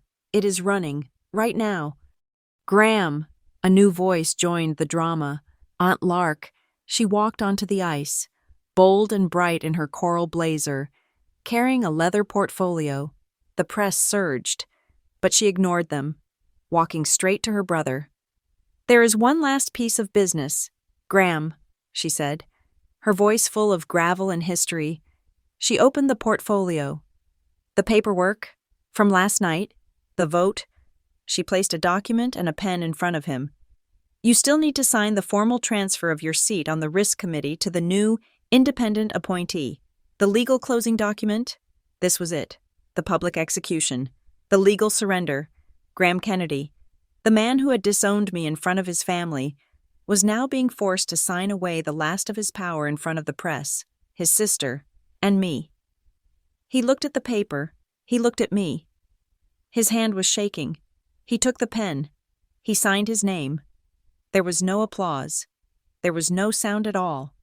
Just the high, thin, whistling of the wind as it swept across the surface of the ice, a sound like a blade being sharpened. Lark took the paper. The press erupted, shouting questions. Mr. Kennedy? Is Kennedy Heritage bankrupt? Ms. Kennedy, was this whole thing revenge? I held up my hand. The crowd went silent. This was not revenge, I said, my voice ringing out, clear and final. This was a corporate restructuring, and it marks a new standard. I looked at Lark. She nodded, her eyes bright. To that end, I announced, Aunt Lark and I are, today, officially announcing the creation of the Whitmore Kennedy Scholarship Fund. A murmur of confusion went through the press. It is a new, fully endowed fund, I explained, co-sponsored by myself and by the original seed investor of Kennedy Heritage, Ms. Lark Whitmore. I smiled as I saw my father's head snap up at that. This scholarship is dedicated, specifically, to frontline hospitality workers who wish to get their degree in hotel management and finance. The future of this industry is not in legacy. It is in the people who do the work. We are investing in them. The press conference dissolved into a new kind of chaos. I turned and started to walk off the ice. My mother, Evelyn, stepped directly into my path. She was alone. Her face was a mask of perfect, surgical neutrality.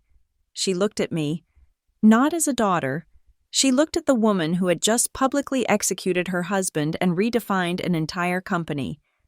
Director, she said. The word was quiet, a whisper, a statement of fact.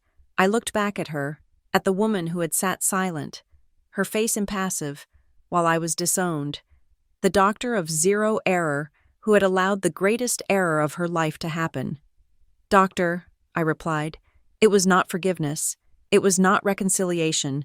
It was an armistice, a mutual acknowledgement of our new, separate realities. She nodded, a single, sharp, bird-like motion, and she walked away. As I stepped off the ice, my phone buzzed in my pocket, a text message. From Cole. Can we meet? Please? I need to talk to you. I stopped walking. I looked at the message. My thumbs, numb from the cold, began to type. I am available to meet when you are ready to apologize to the hostess you got fired at the Birchline Lounge, and to every other frontline worker you have ever disrespected. Send me a list of when you have completed those apologies, and then we can talk. I hit send. I knew my phone would remain silent. I stood for a moment, in the center of the new resort. The new silver banners snapped in the wind. The staff, their faces tired from the launch but smiling, were already moving, greeting the first guests. Aunt Lark came and stood beside me. She didn't say anything. She just put her hand on my shoulder. I was in the center of my own operation. It didn't feel like a victory. It didn't feel like a celebration. It felt like a baseline. The new standard. Family isn't the people who read your name aloud to disown you in a crowd. Family is the person who stands beside you. Quietly.